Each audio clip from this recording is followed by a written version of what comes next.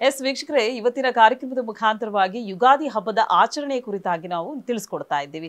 ಯುಗಾದಿ ಹಬ್ಬದಲ್ಲಿ ಸ್ನಾನದ ಮಹತ್ವ ಏನಾಗಿರುತ್ತೆ, ಸೊ ಸ್ನಾನವನ್ನು ಯಾಕೆ ಮಾಡಬೇಕು, ಅದಕ್ಕೆ ಆದಂತಹ ಒಂದು ರೀತಿ ರಿವಾಜುಗಳಿರುತ್ತೆ, ನೀತಿ ನಿಯಮಗಳಿರುತ್ತೆ, ಯಾವ ಕ್ರಮದಲ್ಲಿ ಮಾಡಬೇಕಾಗತ್ತೆ, ಸೊ ಅದರಿಂದ ಯಾವ ರೀತಿಯಾದಂಥ ಫಲಗಳನ್ನು ನಾವು ಪಡ್ಕೊಳ್ಬಹುದು ಅಂತ ಗುರುಗಳು ನಮಗೆ ತಿಳಿಸ್ಕೊಟ್ಟಿದ್ದಾಯಿತು. ಇನ್ನು ಯುಗಾದಿಯ ಆಚರಣೆ ಮುಂಚಿನ ದಿನಗಳಲ್ಲಿ ಒಂದು ರೀತಿಯಾಗಿತ್ತು, ಇತ್ತೀಚಿನ ದಿನಗಳಲ್ಲಿ ಯುಗಾದಿಯ ಆಚರಣೆ ಬಹಳಷ್ಟು ಕಡಿಮೆ ಆಗ್ತಾ ಬರ್ತಿದೆ. ಸೊ ಗುರುಗಳೇ, ಈಗ ಏನು ಅಂದರೆ ಹರಳೆಣ್ಣೆ ಸ್ನಾನ ಮಾಡುವಂಥದ್ದು ಒಂದು ಪ್ರಾಶಸ್ತ್ಯ ಇತ್ತು ಮುಂಚಿನ ದಿನಗಳಲ್ಲಿ. ಈಗ ಅದೆಲ್ಲ ಬರ್ತಾ ಬರ್ತಾ ಎಲ್ಲಾನು ಒಂದು ಆಚರಣೆಗಳು ಕಡಿಮೆ ಆಗ್ತಾ ಬರ್ತಿದೆ. ನಿಮ್ಗೆ ಏನ್ ಅನ್ಸುತ್ತೆ ಗುರುಗಳೇ? ಸಾಧಾರಣವಾಗಿ ಏನು ಅಂದ್ರೆ ಪ್ರವೀಣಿ, ವಿಶೇಷ ಏನು ಅಂದ್ರೆ ಹರಳೆಣ್ಣೆ ಸ್ನಾನ ಮಾಡಿದ್ರೆ ಹರಳೆಣ್ಣೆ ಅನ್ನೋದು ತಂಪು ಅಂತ, ಮನುಷ್ಯನ ಉಷ್ಣಾಂಶನ ತೆಗಿಬೇಕು, ಸೈಂಟಿಫಿಕಲ್ ರೀಸನ್. ಆದ್ರೆ ಏನತ್ತೆ, ಹರಳೆಣ್ಣೆ ಅನ್ನೋದು ಮಾತೃ ಛಾಯಾ ಅನುಗ್ರಹ ಅಂತ ಎರಡು ಎಣ್ಣೆಗಳು ಯಾವ್ಯಾವುದು, ಹೊಂಗೆ ಎಣ್ಣೆ, ಹರಳೆಣ್ಣೆ. ಹರಳೆಣ್ಣೆ ಬಂದು ಹರಳೆಣ್ಣೆ ಹತ್ತಿ ಮರದ ಪರಿವರ್ತನಾ ಸ್ವರೂಪಕ್ಕೆ, ಹತ್ತಿ ಮರ ಇದೆಯಲ್ಲ, ಹತ್ತಿ ಮರದಲ್ಲಿ ದತ್ತಾತ್ರೇಯರು ವಾಸವಾಗಿರ್ತಾರೆ. ಆವಾಗ ಅರ್ಪಣೆ ಮಾಡಕ್ಕೆ ಒಂದು ಮತ್ಸ್ಯಯಂತ್ರ ಅಂತ ಕರಿತೀವಿ. ಮತ್ಸ್ಯಯಂತ್ರ ಅಂದ್ರೆ ಅರಳು ಭತ್ತ ಅಂತ ಕರಿತಿದ್ವಿ. ಈ ಹರಳೆಣ್ಣೆ ಬೇರೆ, ಅರಳು ಭತ್ತ ಬೇರೆ. ಸೊ ಅದನ್ನ ಅರಳು ಭತ್ತನ ಹರಳೆಣ್ಣೆಯಲ್ಲಿ ಎಣ್ಣೆ ಹಚ್ಚಿ ಪ್ರಾರ್ಥನೆ ಮಾಡಿಕೊಂಡು ಅರಳು ಭತ್ತನ ಮತ್ಸ್ಯಗಳಿಗೆ ಹಾಕಬೇಕು ಅಂತ. ಇನ್ನೊಂದು ವಿಶೇಷವಾಗಿ ಪ್ರಾರ್ಥನೆಯನ್ನು ಮಾಡಿಕೊಂಡಾಗ ಯಾವುದೋ ಮಾತೃ ಛಾಯೆಯಲ್ಲಿ ಇರ್ತಕ್ಕಂಥವ್ರು ಇದ್ರೆ ಸ್ನಾನವನ್ನ ಮಾಡಿದ ಮೇಲೆ ಇವರು ಇರ್ತಕ್ಕಂಥ ಕ್ರಮ ಏನಿದೆ, ಆ ಕ್ರಮದಲ್ಲಿ ಎಲ್ಲರೂ ಜೀವಂತವಾಗಿರ್ತಕ್ಕಂಥ ಅಕ್ಕಪಕ್ಕದಲ್ಲಿ ಸಹೋದರ ಸಹೋದರಿಗಳ ಅವರ ಅನುಗ್ರಹಗಳಿರಬೇಕು ಅಂತ. ಸೊ ಪ್ರತಿಯೊಬ್ಬರೂ ನಾವು ಪ್ರಾರ್ಥನೆ ಮಾಡ್ಬೇಕಾದ್ರೆ ಯುಗಾದಿ ಹಬ್ಬನ ಆಚರಿಸಿದ್ರೆ ಹೀಗೆ ಮಾಡಬೇಕು ಅಂತ ಒಂದೊಂದು ಕ್ರಮ ಇರುತ್ತೆ. ಸೊ ಏನ್ ಹೇಳತ್ತೆ, ಹರಳೆಣ್ಣೆನಲ್ಲಿ ಸ್ನಾನ ಮಾಡಿದಾಗ ತಂಪು ಬರದಾಗ ಎಷ್ಟೋ ಜನ ಜಿಡ್ಡು ಅದು ಹೋಗಲ್ಲ, ಮಾಡಲ್ಲ, ತುಂಬಾ ಹೊತ್ತು ಕಾಯ್ಬೇಕು ಅಂತ ಹೇಳ್ತಾರೆ. ಕೊಬ್ಬರಿ ಎಣ್ಣೆಯಲ್ಲಿ ಮಾಡ್ಬೇಕು ಅಂತ ಏನ್ ಹೇಳತ್ತೆ, ಒಂದಿಷ್ಟು ಹಸಿ ಹಾಲು, ಆಮೇಲೆ ಹರಳೆಣ್ಣೆ, ಆಮೇಲೆ ದೇಹಕ್ಕೆ ಹೊಂಗೆ ಎಣ್ಣೆ ಅಂತ ಸ್ನಾನ ಮಾಡ್ತಿದ್ವಿ.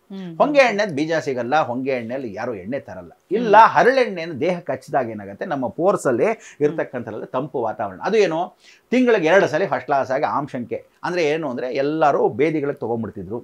ಸ್ನಾನ ಮಾಡ್ಕೊಂಡ್ರೆ ಒಳ್ಳೆ ಸ್ವಚ್ಛವಾಗ್ತಿದ್ವಿ, ಹಗುರವಾಗಿ ಹೋಗ್ತಿದ್ದು ದೇಹ. ತದನಂತರ ಫುಲ್ ಸ್ನಾನ ಮಾಡಿ 2 ಅವರ್ ಸ್ನಾನ ಮಾಡ್ಕೊಂಡ್ಬಿಟ್ರೆ ಹಬ್ಬಾಡ ಅಂತ ಒಳ್ಳೆ ಗಸಗಸೆ ಪಾಯಸ ಕೊಡು ಮಲ್ಕೊಂಡ್ರೆ ದೇಹದಲ್ಲಿರೋ ಸ್ಟ್ರೆಸ್ ಎಲ್ಲ ಹೊರಟೋಗುತ್ತೆ. ಈಗೇನು ಅಂದರೆ, ಅಯ್ಯೋ ನನಗೆ ಆಫೀಸು, ನನಗೆ ಟೈಮ್ ಇಲ್ಲ, ನಾನು ಸಾಫ್ಟ್ವೇರು, ನಾನು ಇಲ್ಲಿ ಹಾರ್ಡ್ವೇರ್ ಅಂದ್ಕೊಂಡು ಹೊರಟಾಗ್ತಾರೆ.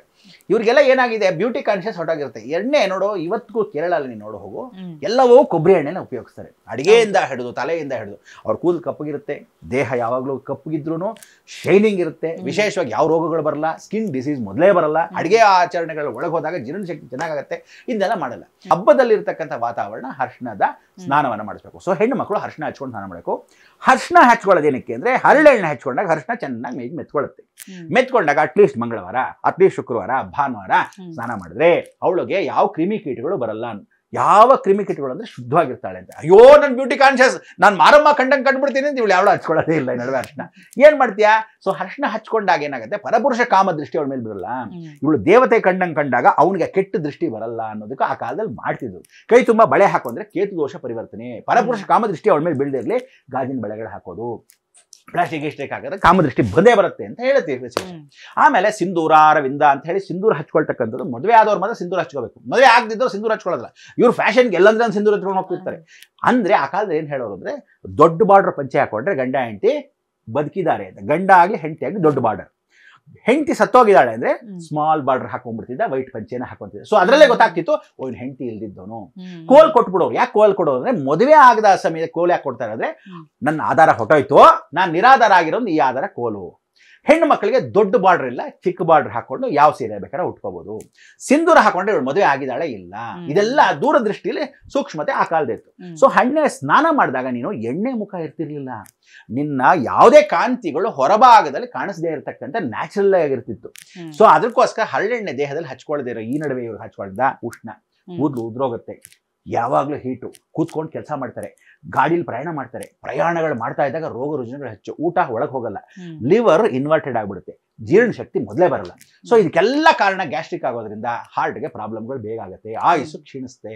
ಸೊ ಇದನ್ನೆಲ್ಲ ಏನು ಅಂದರೆ ಹರಳೆಣ್ಣೆ ಸ್ನಾನ ಇಂಪಾರ್ಟೆಂಟ್ ಯಾಕೆ ಅಂತ ಹೇಳ್ತಾರೆ, ಹರಳೆಣ್ಣೆ ಜ್ಞಾಪಕ ಇಟ್ಕೊಳ್ಳಿ, ಹರಳೆಣ್ಣೆ ಅನ್ನೋದೇ ಹಾರ್ಟ್ಗೆ ಇಂಪಾರ್ಟೆಂಟ್. ಇವತ್ತಿಗೂ ಒಂದು ದೇವಸ್ಥಾನ ತಮಿಳುನಾಡಿದೆ, ಬಹಳ ವಿಶೇಷವಾಗಿರ್ತಕ್ಕಂಥ ಅಮ್ಮನವರಿಗೆ ಹೃದಯ ದೇವತೆ ಅಂತ ಕರೀತಾಳೆ. ಅವಳಿಗೆ ಜಗದಾಂಬಾನ ತ್ರಿಪುರ್ತವರ್ಧಿನಿ ಅಂತ. ಆ ತ್ರಿಪುರ್ತವರ್ಧಿನಿಂದ 3 ಹಾರ್ಟ್, ನಮ್ಮ ಮನುಷ್ಯನಿಗೆ ಹಾರ್ಟ್ ಇದ್ದಾಗ ಅವಳಿಗೆ ಹರಳೆಣ್ಣೆ ಸ್ನಾನ ಮಾಡಿಸಿ, ಹರಳೆಣ್ಣೆಲ್ಲೇ ಎತ್ಕೊಂಡು ಯಾರಿಗಾದ್ರೂ ಹಾರ್ಟ್ ಪ್ರಾಬ್ಲಮ್ ಇದ್ರೆ ಆ ಎಣ್ಣೆನ ಕೊಡ್ತಾರೆ.